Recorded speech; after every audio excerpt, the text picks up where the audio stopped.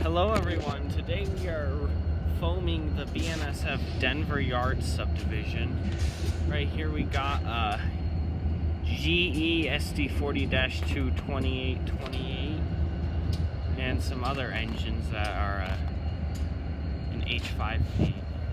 Oh, look at that, look at that. I think that's Amtrak. Oh yeah, bro. What is this? 184 in the lead. Yo, no way. Is that what I think it is? No freaking way. Yo, no way. Is that Amtrak 45? Holy shit. This is legendary.